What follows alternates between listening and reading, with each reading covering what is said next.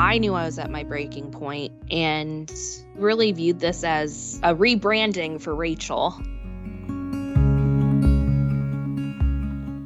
I've always been overweight, and because of that, I was just picked on pretty nonstop from third grade all the way through high school. And my struggle with my body image and my relationship with food really started at a young age. I was obsessed constantly over what I put in my body or what people saw me eating or are people judging me, but I didn't know that that was abnormal.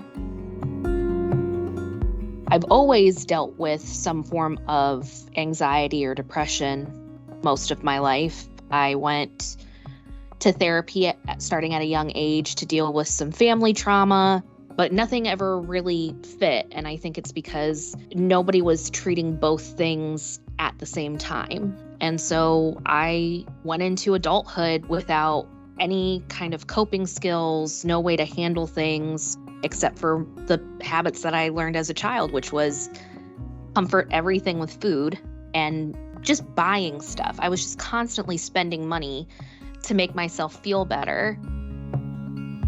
I got myself in financial trouble, and I was so ashamed and embarrassed, and I felt like I was a burden on my family and I was a burden on my friends. And that's when I really thought that everyone in my life would be better without me.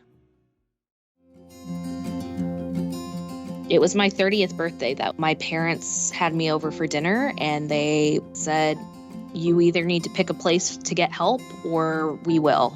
I looked at Rogers, and although I knew I needed help, I was still very resistant to getting help or what that would look like.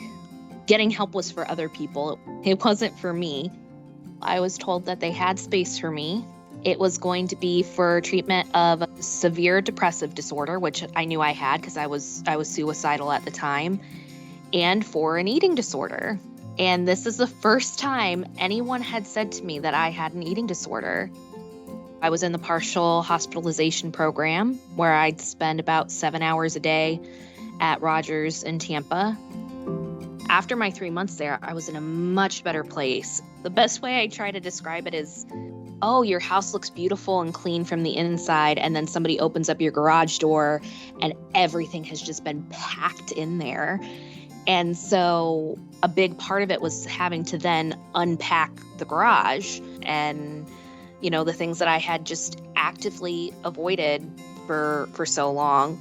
They wanted me to be treated as a whole person. It wasn't, let's just focus on this one facet. It was, what can we do to make sure that you're good all the way around? And being told that it wasn't my fault was huge for me. I felt validated. I felt like somebody actually saw me and what I was going through. And it felt like I was seen for the first time. I had learned these skills. Now, how am I going to apply it when the stress comes back in? I'm going to have to live with these tendencies for the rest of my life. What Rogers has given me is the tools to recognize it's happening and to try to implement those tools to keep myself from getting so deep in it. I would love to say that I left Rogers and never had a binging episode again. It's not reality. What's different is that I can confront it now. I go to my therapist and I say, all right, I had a binging episode this weekend. These were my triggers. What can we do to better prepare myself for this?